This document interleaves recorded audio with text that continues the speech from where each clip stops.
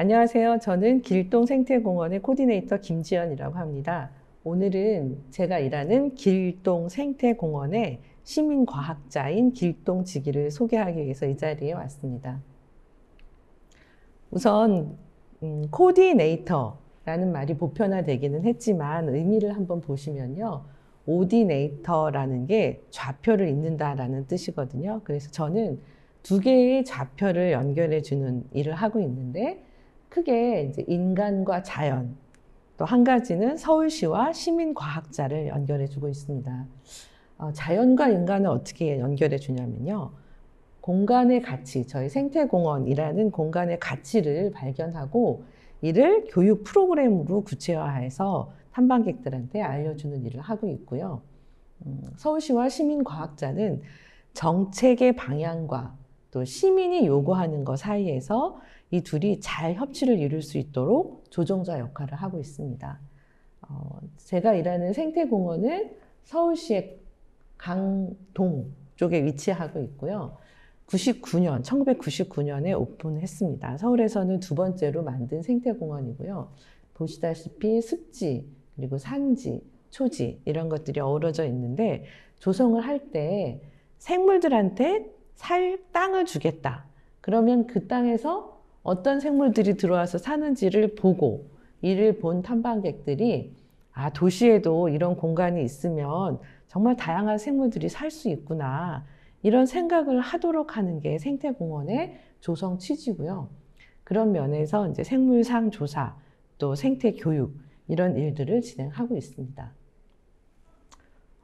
이제 저 개인을 소개해 드리자면,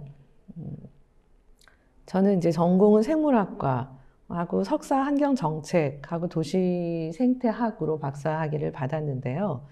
이제 환경 관련된 회사를 다니다가 시민단체에서 이제 봉사를 했어요. 그 봉사단체에서 람사르 습지 관련해서 사이트를 만드는데 1999년에 길동생태공원이라는 게 생긴 데더라. 거기에 도시에 습지가 생긴 데더라. 그래서 보러 왔다가 생태공원이 너무 좋아서 2000년부터 봉사를 하다가 2001년부터 코디네이터로 일하고 있습니다. 저희 공원에 활동하시는 시민과학자를 길동지기라고 하고요. 길동이 길동지기의 자랑이듯 길동지기도 길동의 자랑이려고 합니다. 어떻게 자랑이라고 하는지에서 다시 말씀드리겠지만 사진에서 보다시피 활동을 하고 계시는 분들이 다 여자분들이죠. 그래서 지역 주민 또 여성이 주가 되고 총 39분이 활동하고 계신데요. 그동안 20년 동안은 120여 명이 활동을 했고요. 평균 연령으로 봤을 때는 50대가 가장 많고 활동 연차로 봤을 때는 10년 차 이상이 50% 정도 되고요. 대부분은 5년 차 이상인 분들이 많습니다. 그리고 조사 분야는 크게 식물상, 동물상, 균계 나눠서 동물 같은 경우에는 이제 척추동물, 연체동물, 또 절지동물을 위주로 하고요. 절지동물 중에서는 동물 중에 가장 많은 곤충 조사를 열심히 하고 있습니다. 그 길동지기에 이제 어떻게 이제 길동지기가 활동하게 하느냐를 연차로 보면은 처음에 1년 차는 3개월 기본 교육을 하고 선배들이 어떻게 조사하는지를 보고요. 처음에는 식물 조사를 시작을 해요. 그래서 이제 2년 차 이상 5년 차까지는 총 15개의 분야 중에서 본인이 하고 싶은 분야를 선택을 하고요. 1년 동안 조사한 결과는 반드시 발표를 하셔야 되고 조사는 아마추어들끼리는 할 수가 없거든요. 그래서 처음에는 외부 전문가들의 많이 협조를 받아서 1년에 한 30회에서 40회 정도 외부 전문가와 함께 동정을 합니다.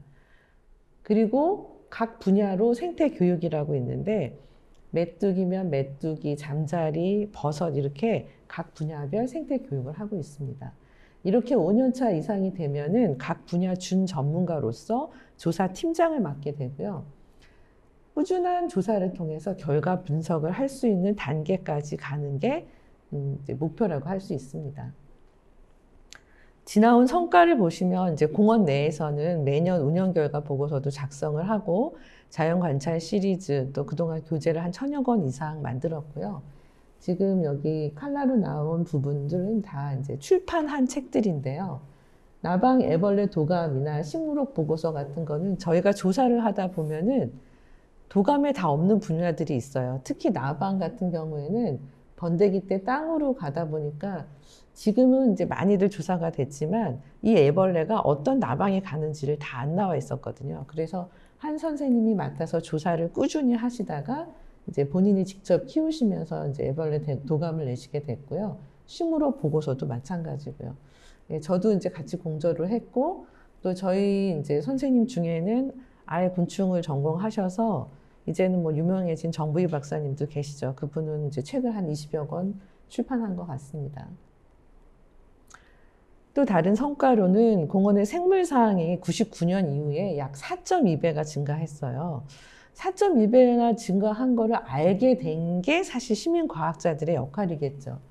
그래서 이제 이만큼 숫자가 증가할 수 있는 거는 매년 꾸준히 기록을 하고 조사를 하고요.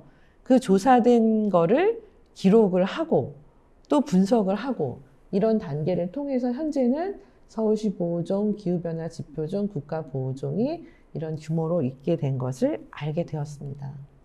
그동안 20년 동안 여러 가지 재미있는 일들도 많았고 또 있다 보면 힘든 일들도 있었지만 최근에 가장 기억에 남는 거는 이제 두 가지 일이 있는데요.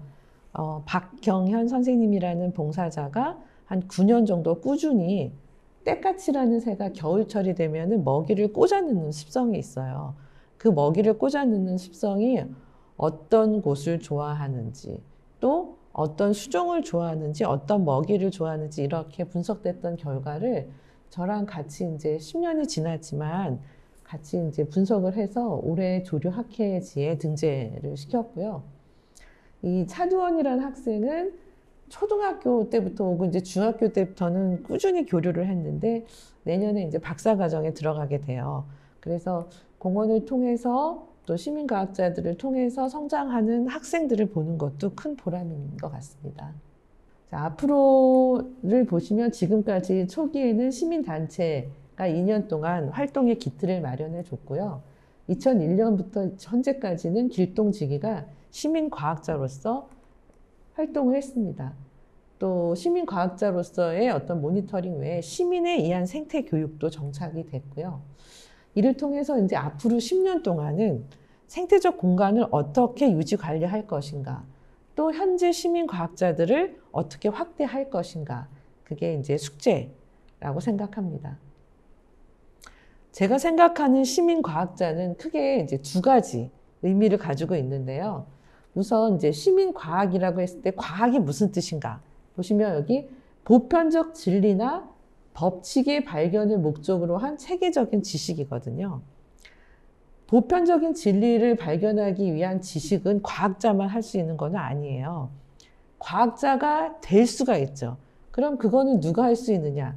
시민도 할 수 있어요. 그래서 누구나 참여할 수 있는 게 시민과학자고요. 혼자 하는 게 아니라 다 같이 모여서 집단 지성으로 활동하고 이들이 공동 탐구를 통해서 과학적 성과까지 내는 게 시민과학이라고 생각합니다. 지금의 시민과학을 조금 더 확산하기 위해서는 저는 세 가지가 필요하다고 생각하는데 우선 훈련, 두 번째는 지속적인 현장 조사, 마지막으로 전문가와 연계해야 되는데요. 이런 부분들은 개인의 노력도 굉장히 필요해서 의지, 즐거운 공부, 또 분석할 수 있는 능력 이런 단계까지 될 수 있도록 시민과학이 꾸준히 확대됐으면 하는 바람입니다.